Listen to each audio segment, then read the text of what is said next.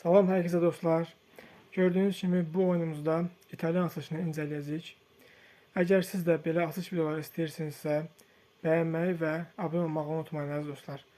Və bir də nə kimi şahmat videolar istəyirsinizsə dostlar, mənə yorumlarda yaza bilərsiniz. Mən sizə cavab verəcəm və inşallah videolar gələcək. İndi isə açılışımıza keçək.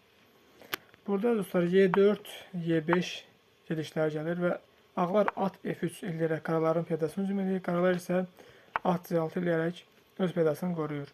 Və burada İtalyan açılışının əsas gedişlərindən biri olar fil C4 həmləsi gəlir. Və burada bir çox variantlar var əzizlər. Ancaq əsas gedişlərdən biri fil C5 gedişidir. Və burada ağlar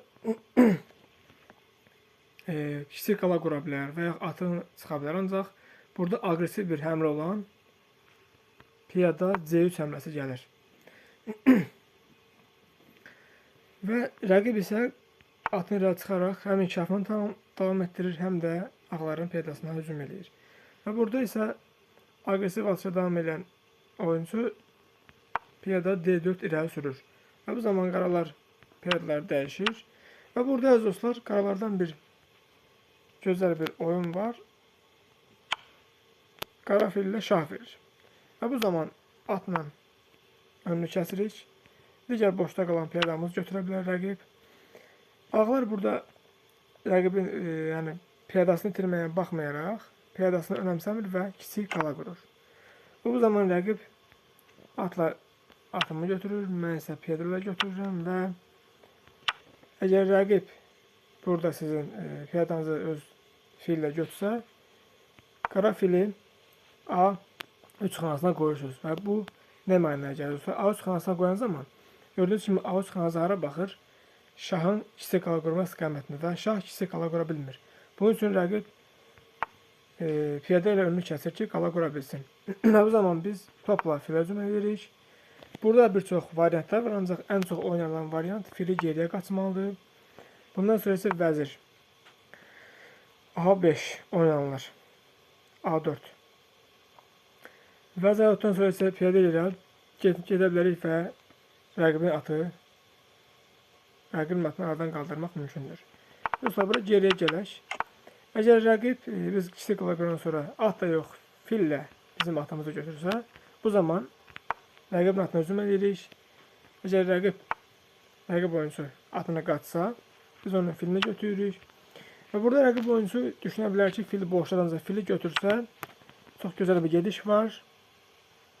Vəzir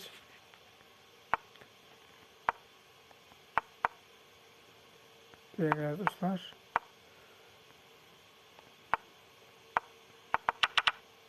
Baxın, bir daha göstərirəm.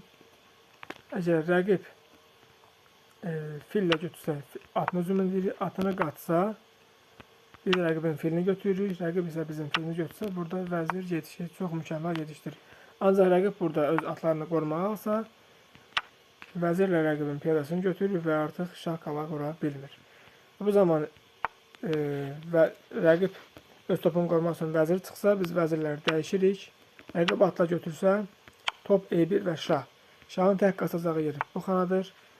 Növbəti qara fillə şah verir və şah bura qaçan zaman topumuzu Y5 xanasına qoyaraq G5-dən mat istəyir. Ancaq rəqib bunu görərsə atın irəli gəlir və biz burada rəqibi yayındırmaq üçün atımızı oynayırıq ki, rəqib boşda qalan atımızı götürsün, öz mat eləyir. Ancaq rəqib bunu görüb piyada ilə topumuzu hücum etsə, bu zaman biz rəqibin atını götürürük.